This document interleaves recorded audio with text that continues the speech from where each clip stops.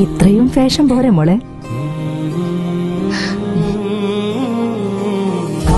പവിത്ര ബന്ധം, പരിശുദ്ധ സ്വർണം. Sara golden diamonds, Thrissur road, Edappal. ഇനി എന്തിന് വേറൊരു ഓപ്ഷൻ? വിശുദ്ധ റംസാൻ രണ്ടാം പത്തിലേക്ക് കടന്നു.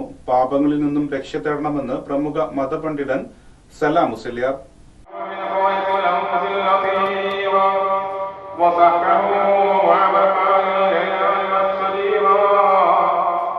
കാരുണ്യത്തിന്റെ ആദ്യ പത്ത് പിന്നിട്ട് റംസാൻ മാസം പാപമോചനത്തിന്റെ രണ്ടാം പത്തിലേക്ക് കടന്നു. രണ്ടാം പത്തിന്റെ ആദ്യ ദിനം തന്നെ വെള്ളിയാഴ്ചയാണെന്ന പ്രത്യേകതയും ഇത്തവണ ഉണ്ടായിരുന്നു. താപനില 36 ഡിഗ്രി വരെ ഉയർന്നതിനാൽ റംസാനിലെ ആദ്യ 10 ദിവസങ്ങൾ കടുത്ത ചൂടാണ് അനുഭവപ്പെട്ടത്. രണ്ടാമത്തെ പത്തിലേക്ക് കടക്കുമ്പോൾ വേനൽ മഴയ്ക്ക് സാധ്യതയുണ്ടെന്ന കാലാവസ്ഥാ പ്രവചനം ഏറെ ആശ്വാസമായിട്ടുണ്ട്. ബദർ അനുസ്മരണമാണ് രണ്ടാമത്തെ പത്തിലെ പ്രധാന ചടങ്ങ്. ഇസ്ലാമിക ചരിത്രത്തിലെ നിർണായക അധ്യായമായ ബദർ യുദ്ധത്തിന്റെ സ്മരണ പുതുക്കുന്ന ബദർ ദിനം റംസാൻ 15 ആചരിക്കുന്നത്. പ്രകീർത്തന സദസ്സുകളും അന്നദാനവും ഇതിന്റെ ഭാഗമായി നടക്കും. രണ്ടാമത്തെ പത്തിലേക്ക് കടന്നതോടെ വിശ്വാസികൾ കൂടുതൽ ഭക്തിസാന്ദ്രമായ ദിനരാത്രങ്ങളിലേക്കാണ് കടക്കുന്നത്. കാരുണ്യത്തിന്റെ, റഹ്മത്തിന്റെ 10 ദിനങ്ങളാണ്.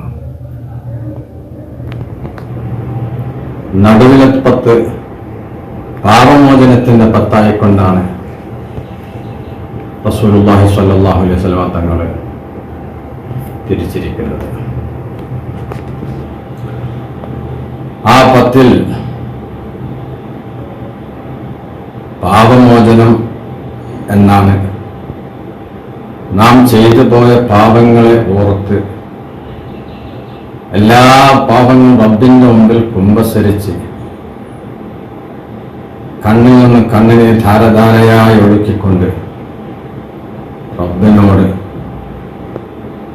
പാപമോചനം അർത്ഥിക്കുന്ന ദിനരാത്രങ്ങളിലാണ് നാം എല്ലാം ഇന്നുള്ളത്.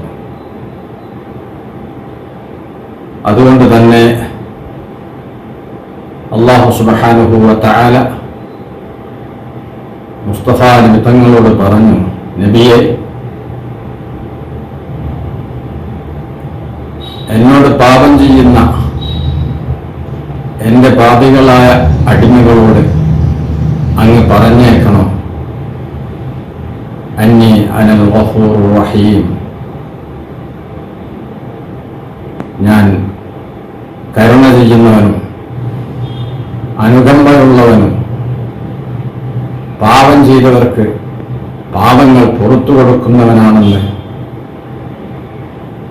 അങ്ങ് പറയണമെന്ന് അല്ലാഹു നബി തങ്ങളോട് കൽപ്പിച്ചിരിക്കുകയാണ്.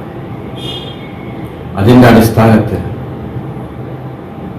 നമ്മൾ എത്ര പാപം ചെയ്തവരാണെങ്കിലും നാമെല്ലാവരും 24 മണിക്കൂറും റബ്ബിനോട് തെറ്റുകൾ ചെയ്തുകൊണ്ടിരിക്കുന്നവരാണ്. അതെല്ലാം കഴുകിക്കളയാൻ വേണ്ടിയാണ് വിശുദ്ധ റമളാനിനെ അല്ലാഹു നമുക്ക് നൽകിയിരിക്കുന്നത്. നമ്മൾ നന്നാവാൻ വേണ്ടിയാണ്.